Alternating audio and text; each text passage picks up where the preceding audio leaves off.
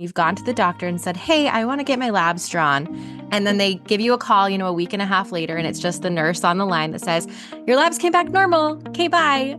And you're left there being like, okay, what do I do now? And so I think that's where a lot of us are feeling. We're feeling very frustrated because we're like, okay, I guess it's just normal to kind of age and to kind of feel like crap and to maybe not sleep as well. And I love that you're telling us that's not actually true. We don't have to just accept that. This is Bold Intentional Life, the podcast for moms who are ready to stop sleepwalking through life. Hi, I'm your host, Jessie Larson, and I know how easy it is to get caught up in the daily grind, running on autopilot, feeling overwhelmed, and wondering if this is all there is. But here, we're about taking back control, realigning with what matters most, and making every moment count. You deserve more than just going through the motions. It's time to step into a life of purpose, balance, and fulfillment, one small, impactful change at a time. No more waiting. Your bold, intentional life starts now. I'm super excited for today's episode because I get to interview someone who I've known. I don't even want to say how many years I've known her because that's going to make me feel super old. So I've known her for a while.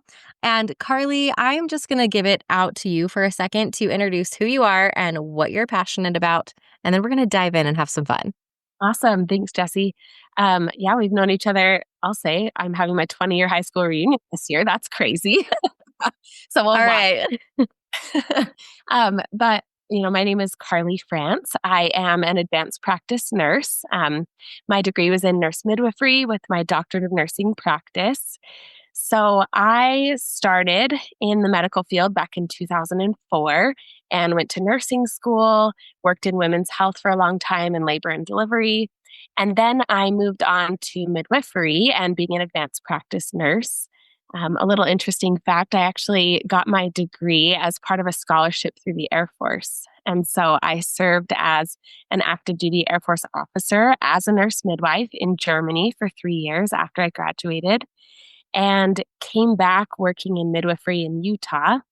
I then decided that there just was something missing within the healthcare I was able to provide for women. I felt like I had patients coming to me with concerns and complaints, and we would draw their labs and everything would come back normal, but they still had all of these symptoms. So I set out to find a different option and an alternative for people who are looking for something else so that they don't feel like they're just crazy. That led me to opening my own practice where I specialize in hormone optimization for men and women.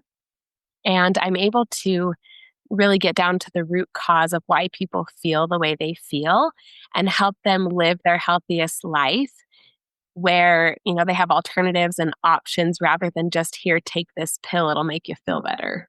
I love it. And your background is so cool and so extensive. What an amazing opportunity. I'm just going to go on a side tangent here to work with the Air Force, to go live somewhere else, and to get all of this experience. So you're coming at this from so many different angles. You've been in the healthcare field for a long, long time. You've worked in, different countries, seen a lot of different people. And the fact that I love when someone is a problem solver. And I love that instead of just staying kind of where you were like, this is a problem and I want to solve it. And so you've pivoted and moved around. And I think everyone's ears kind of perk up when we hear hormone. I don't know if it's just me and like the circles that I've been kind of running around in, or if it's something that's on everyone's mind, but hormones, hormone therapy, I don't even want to say the word menopause and perimenopause because I think that that's something that my mom is just dealing with and not me. But this is definitely a conversation that we as women are wanting to have. And so I'm so excited to kind of dive in with you today a little bit. And you mentioned the thing that I think we're all thinking, how many times, no one's here in the room with us, but how many times, raise your hand if you're somewhere you can, if you have felt kind of off or kind of like crap and you've gone to the doctor and said, hey, I want to get my labs drawn. Number one, do you even know what labs are drawing, first of all? And then they give you a call, a week and a half later, and it's just the nurse on the line that says, your labs came back normal. Okay, bye. And you hang up the phone and you're left there being like, okay, what do I do now? And so I think that's where a lot of us are feeling. We're feeling very frustrated because we're like, okay, I guess it's just normal to kind of age and to kind of feel like crap and to maybe not sleep as well. And I love that you're telling us that that's not actually true. We don't have to just accept that. Yeah. I am so grateful that there is more um, awareness being brought to our hormones. And, you said it's kind of like a buzzword now. I'm so grateful that that is becoming a buzzword. In my training as an advanced practice nurse, unless you were in menopause, we didn't talk about hormones, right? Like if you were not menopausal, you didn't get hormones. And so I wasn't even trained in this as I became a doctor of nursing practice. I didn't learn about hormones for perimenopause. Unless you're menopausal, it didn't matter. That's kind of, what I took away from it. But Yeah. I am grateful that I have been able to attend multiple hormone trainings and learn more about how our bodies slowly start to decrease the amount we're producing as early as 15 years before we hit menopause. And so that's like, mid 30s Yeah. start to experience symptoms that we often blow off as like, oh, life is busy. I've got kids in all these activities. I need to exercise more. I need to eat better. Whatever it is, I think we try to make excuses, or not even excuses, but just try to make ourselves feel better about why we feel the way we do. Because oftentimes we can be a little bit, have a little bit of gaslighting going on from our providers saying everything's normal. Here you need to exercise more, you need to lose weight. Here's a pill for your mood, here's a pill for your sleep. But if we don't feel well, there's potentially a reason for that, which can all be related back to our hormones. Absolutely. I think we're gaslighted by a lot of people, not just our providers. I think we do it to ourselves too, right? Well, of course I'm tired. I have, kids, X many amount of kids, this age and younger. And of course I feel anxious or depressed or whatever because I've got XYZ going on. And so we make excuses for ourselves. We make up reasons. And that's not to say that none of those things aren't valid, because they totally are. But also to not accept that life has to be so hard and that we can't live optimally. So I love that. Something that I want to do before we even dive in a little bit more is kind of define a couple of terms so we know what we're talking about. Because like you said, a couple of these things are buzzwords, and I didn't even know perimenopause was a word until, very recently. So what is menopause? What is perimenopause, and the difference between the two? Okay. So perimenopause is the time frame leading up to menopause. So that could be, like I mentioned, anywhere from early to mid 30s all the way through early to mid 50s. That's the typical age when women hit menopause. Okay. Menopause, the medical definition of that is 1 year with the absence of menstrual cycles. Okay. You can often do labs to support that diagnosis, where your ovarian stimulating hormone increases because your body is trying to stimulate your ovaries to produce more hormones. So, as that ovarian stimulating hormone increases, that's an indicator that your ovaries are not functioning as well. So, kind of the twofold is menopause is the labs elevating, where your ovarian stimulating hormone is elevating, and you've not had a period in over a year. Okay. Awesome. Now that we have that, because I feel like we say these words sometimes and we're not 100% sure the exact definition, and then we just keep throwing them out and we're not maybe having the conversation that we think we're having, right? So I They're was all talking with a friend earlier saying I think it's really important that words have definitions and we know what those are when we're having conversations. So, There's also something to be said for women who are put into menopause. And that can be for a variety of reasons, but you can have a surgical menopause where if you have a hysterectomy for a variety of reasons and they take your ovaries, mm, you can put into surgical menopause as soon as that surgery happens. For some women, that's in their 20s or their 30s. There's also women who have premature ovarian failure, which their ovaries can fail earlier in life than traditional menopause. So, okay, I have a question. You've sparked something in me then.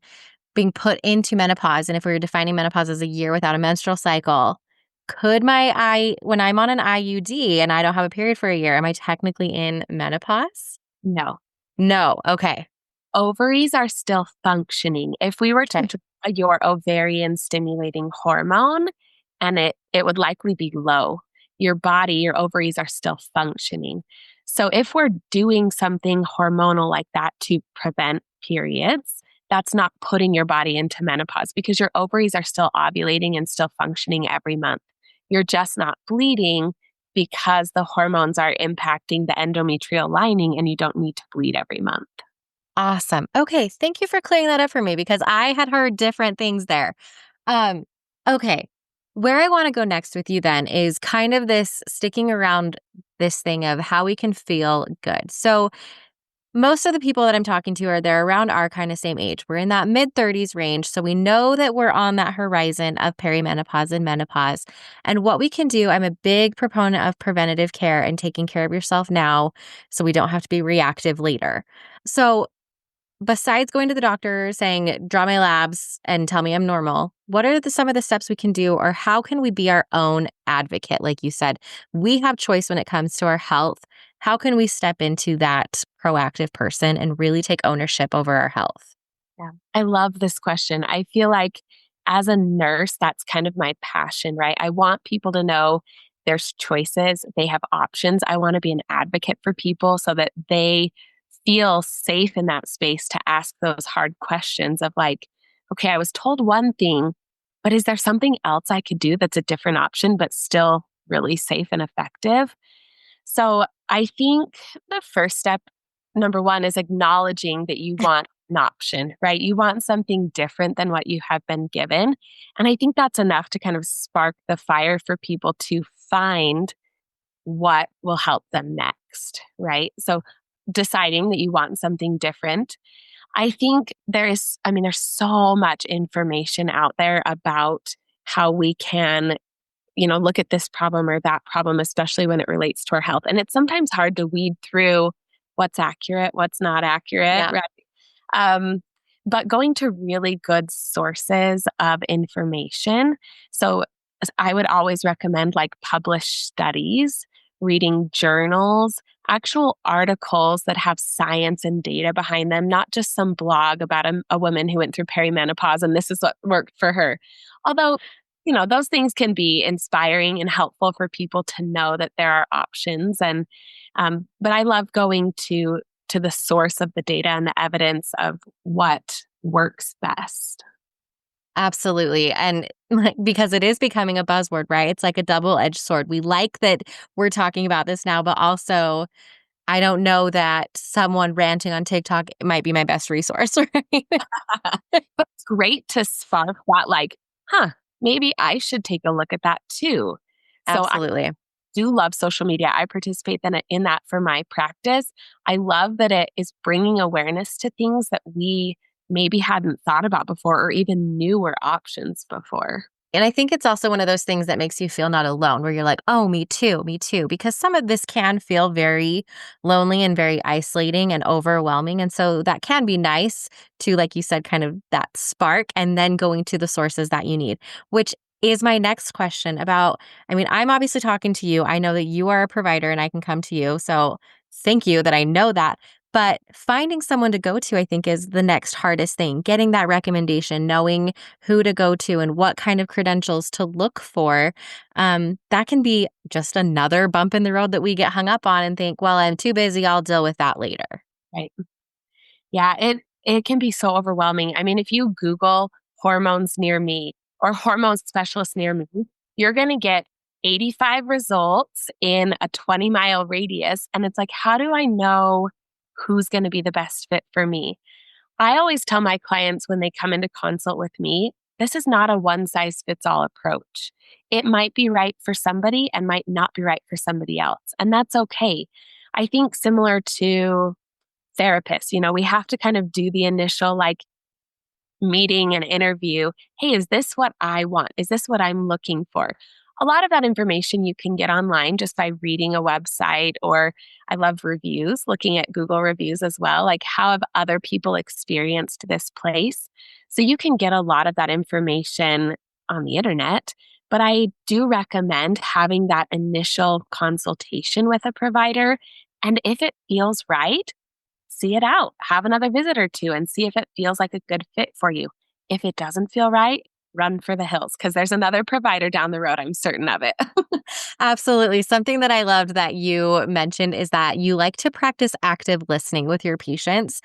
And that stood out to me because I can't tell you how many times I've been in a doctor's office. I mean, not that much because I don't go to the doctor that often, but you sit there and you sometimes feel like you're being talked to or talked down to, and you're not being listened to. And so that's, I think, a big thing about feeling comfortable. And I think sometimes as women, we're not that might almost feel uncomfortable to us because we're not used to being able to voice all of the things that are wrong with us. We just kind of show up and listen to what we're told and walk out the door with a pill or with nothing and we're told we're normal.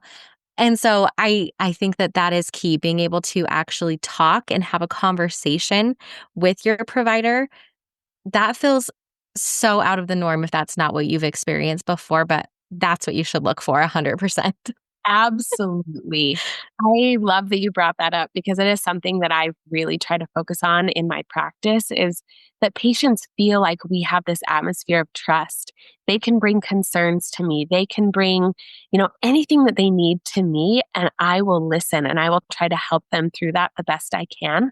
I always want people to feel like they have some kind of an ownership of their situation and their health in general.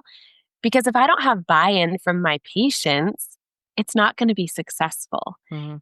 So I would always urge people to have a provider that they feel they can have that kind of a relationship with, where their concerns will actually be heard and dealt with and not just kind of brushed under the rug like, oh, that's normal. Absolutely. Okay, so now I want to get into the nitty gritty with you and pretend like I'm coming to see you. I say, Carly, I feel like crap. I feel like garbage. I'm only like mid 30s. I know I shouldn't be feeling like this. Number one, my question is, what tests are you going to run? Or is that dependent on the things I'm telling you? Um, and then where do we go from there? Great question. So, something you said earlier, if you get labs drawn at your provider's office, right? Like a lot of times people will go into their doctor's or their provider's office and say, I have X, Y, and Z symptoms. I need labs drawn. And they'll say, oh, well, that's normal. It could be related to this. We don't need to do labs to know that. So, the very first step when you come in to meet with me or any hormone specialist should be a thorough consultation. We review medical history. We talk about your symptoms. I have a symptoms checklist that goes through every aspect of hormones that's very thorough and very comprehensive. And then we do a full lab panel. My lab panel is very comprehensive, but it can be modified depending on the symptoms that people experience, right? So if Mhm. somebody has a history of anemia, I might add on an iron panel. If somebody has a history of any other medical condition, we can kind of adjust the lab panel. But my standard and what I would recommend for most people looking for hormone optimization labs would be a blood count, a full metabolic panel to look at like all of your electrolytes, your kidney function, your liver function. I draw vitamin levels. So I look at vitamin B12, vitamin D. Both of those things are chronically low in women, especially in Northern America, where we don't get a ton of sunlight and we have light skin. And then we look at hormone levels. So for women, you get your ovarian stimulating hormone checked, which is called FSH.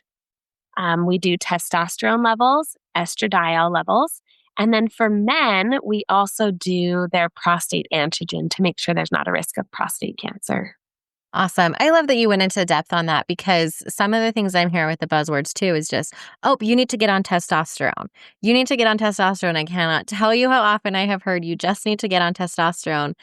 And while I was saying, I think there are a lot of simple solutions, I don't quite know that, like you said, it's not just a blanket thing for every single person. It's not that if we all just get on testosterone, the magic wand is waved and we're all going to feel better. There's a lot of hormones that you're checking, right?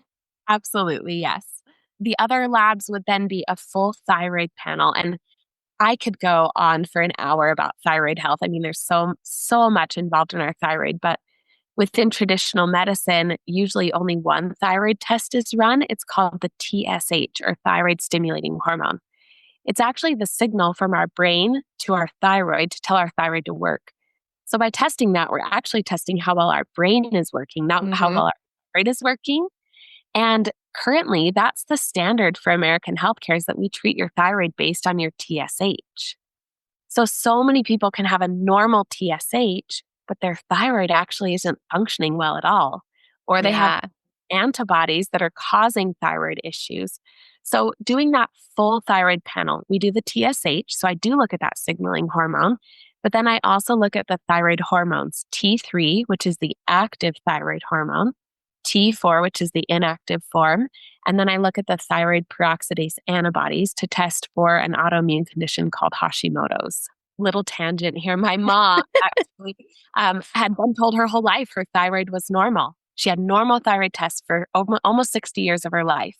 When I did her full thyroid panel, her thyroid antibodies were in the thousands. They should be less than 28. Oh my gosh. She has had Hashimoto's probably her entire life and has had all the symptoms of Hashimoto's, but no one had ever done that one test that would tell them what's going on. And so, thyroid is just this big, it's a huge portion. It's estimated like 80% of Americans have a thyroid dysfunction, but less than 30% of those are actually treated. And And how easy is it? Has it been for your mom or is it for your patients? If there is something off like that that wouldn't be caught normally, to begin treatment or to fix that or to start feeling better? it's so easy. It's as simple as a prescription and some supplements to help your thyroid function better. Yeah. And it's one test that's just being missed, and your mom's going, years and years and decades not feeling good. We started her on a low-dose thyroid medication. We also did things with her diet to reduce inflammation and help heal her gut, and put her on some thyroid supplements. And immediately she lost 20 pounds in just a couple of months, just from making those lifestyle changes and getting her thyroid treated. That's incredible. I want to pause here really quick because my first thought is to be frustrated and to be angry and all of that. Now, those are really good emotions to have to spark us into action. So I don't want us to get stuck there because I can really get stuck in the women's health tangent for sure. But I also kind of want to shift us into, like I mentioned at the very beginning, Carly's a problem solver and went into this problem solver mode. So instead of being stuck there, if you're feeling like this too, this frustration with the medical system or whatever, women's health, to be, how cool is it that there are problem solvers out there, that I'm listening to this podcast right now that has someone that is that, and that there are people around me that can help, and that there actually are things that we can do, right? Shifting kind of more into that mindset before we drop into just like frustration and burn it all down. Yeah. Oh, because I immediately go there. Okay, so with hormone therapy, it's not just testosterone, right? I know there's bioidentical hormones, there's all these different things. So how does that help us? What does that do? I don't know. I like getting into knowing what my treatments are doing for me and why. I don't know. Maybe I'm a little nerdy there. It's okay to be nerdy. I too. So there are a lot of hormones that can be off in our bodies. The main ones that are thought about when you mention hormone optimization or hormone replacement are testosterone and estrogen. Thyroid is considered a hormone. Progesterone is a hormone. There's DHEA. There's so many different hormones that can be optimized within hormone optimization. I would say the biggest ones for women are the testosterone and estrogen levels. Okay. And so the way our body kind of works is as we age, our ovaries start to produce less and less and less of hormones because that's how our body was designed, right? And so by the age of 40, it's estimated that women have lost about half of their testosterone production. And we actually make about 50 times more testosterone every single day as women than we do estrogen. So testosterone is a needed hormone in our body. It's needed for cognitive function like brain fog. It's needed for our body composition to be able to gain muscle and lose fat mass. It's needed for libido. It helps with sleep. It helps with mood. Estrogen, on the other hand, it's super important for our temperature regulation. Estrogen helps our bones to be strong to prevent like osteoporosis. It also helps with our skin integrity. So like the collagen in our skin and the ability to have that like glowy, youthful skin. And so both of those hormones together, as they decrease in production by our body as our body ages, we need to kind of help that system along. So, with doing hormone optimization and hormone replacement, we're just replacing what your body isn't making. We're not taking over your body's production of those hormones.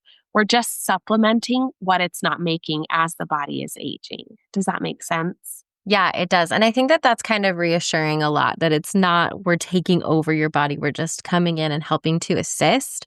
I don't know. For me, that feels really good to be like, okay, we're just working with me. We're not like taking over. I'm not becoming this machine. We're not pumping me full of all of these chemicals or hormones that I may or may not need. Oftentimes, I feel like we put a lot of emphasis on our health. And as we age, we just think it's normal to have these symptoms, right? It's normal to have lapses in your memory as you get older. It's normal for your body composition to change, to gain a little bit of weight. It's normal for your energy levels to go down. As we think about our grandmothers, like hot flashes are normal. It's normal for your libido to decrease as you age. Yes, that is how our bodies were designed for those things to happen as our hormone levels get lower. But there's a way to prevent that from happening. There's a way to help your body age more gracefully so that you don't have to experience those negative side effects of aging. It also can help to prevent chronic disease, such as osteoporosis, diabetes, Alzheimer's, dementia, heart disease. I mean, there's so many things that keeping our hormones at that optimal level can help to prevent. Yeah. And I mean, that makes the aging process seem like such, I don't know, a more beautiful and natural and thing that I'm not fearing so much kind of thing where I can just work alongside my body to feel good from point A to point B, you know? Yeah. um, Okay. So my question with this though is there can be, like a little bit of not fear, but fear, misinformation, some other things. Can hormones be dangerous? And is there any of us that should maybe stay far, far away from it? Or is it just kind of finding the right thing for us? Yeah. Anything in to anything that is given in the inappropriate way can be dangerous. True. Absolutely. Water can be too dangerous for us. Yeah, and so there definitely is something to be said for finding a qualified provider who is a specialist in this area and not just going to the esthetician down the street or the salon down the street that's decided to dabble in hormones, right? It's very important to find a provider who is very experienced in this. There are certain risks with any kind of hormone that you take. The big ones, with estrogen, people are really worried about cancer risk or blood clots or things like that. Using the bioidentical hormones that I use, risks are similar to other hormone optimization methods. However, we can use them very safely in people who have a history of blood clots. Typically, estrogen is not an option for people who have a history of blood clots. But the method that I use through pelleting rather than like injectables or creams, it can be used safely in people who have a history of blood clots. Hormones on their own do not cause cancer. That's a huge misconception that, like, oh, if I take that, I'm going to get breast cancer. Actually, keeping your hormones at an optimal level prevents cancer. We Mhm. see lower incidence of breast cancer, of ovarian cancer, of brain issues, of heart disease when people use hormones. So it can actually be protective. There are also options for people who have had prior issues with like breast cancer. They can still be candidates for hormones. So it's just really important that you find a provider who is knowledgeable about all of those contraindications why you wouldn't be able to have hormones, and then also knowledgeable in how to use those in a safe and effective dose. Yes.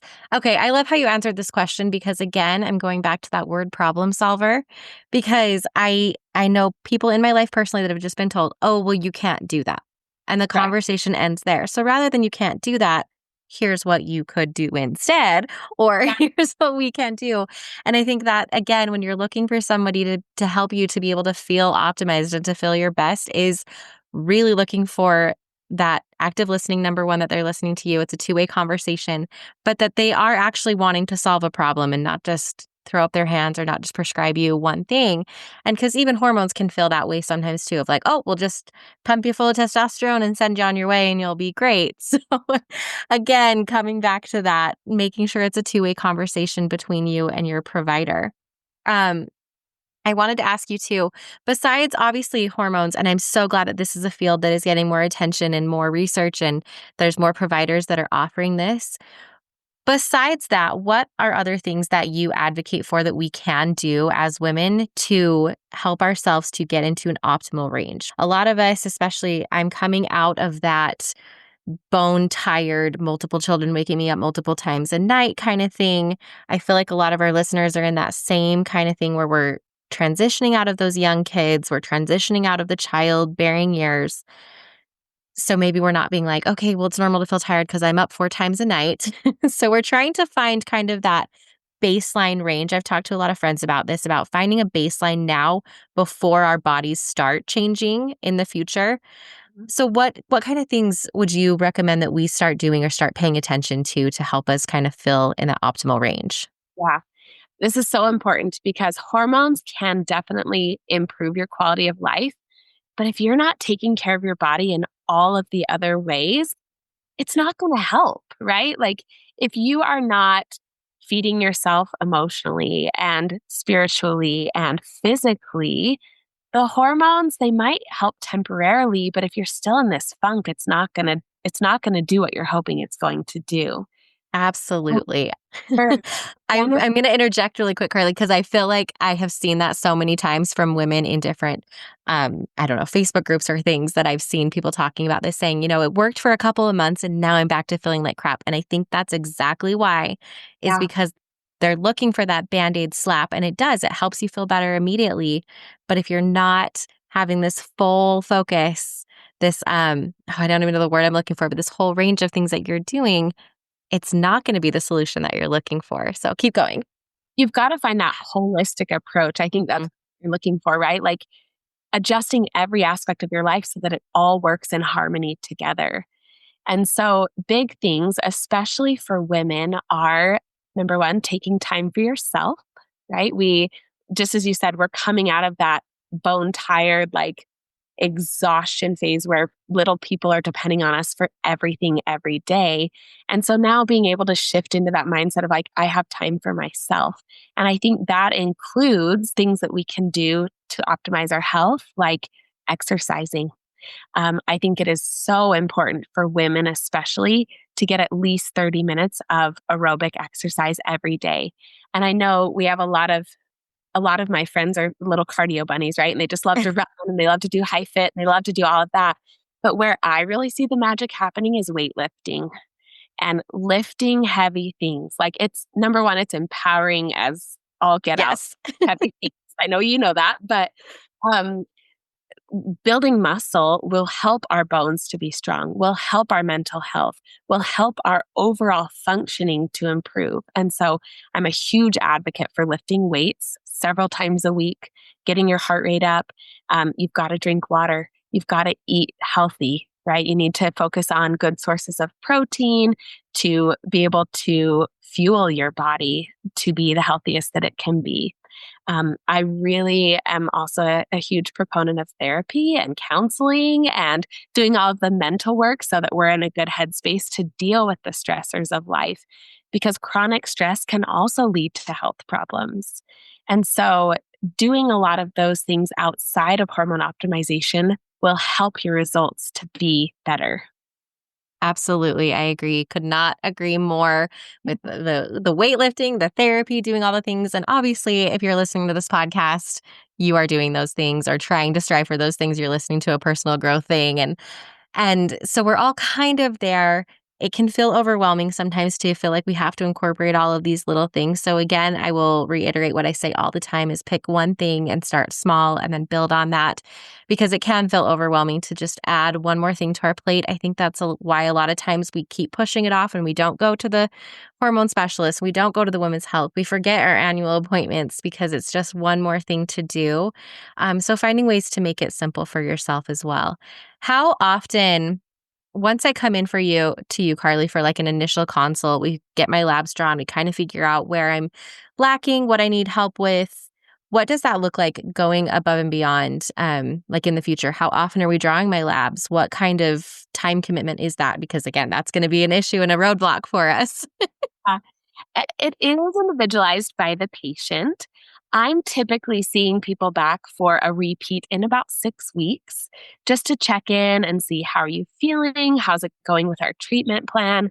We repeat labs at that point as well to make sure that we've gotten your levels to that optimal place, that you're not having any concerns or anything that I can help you with.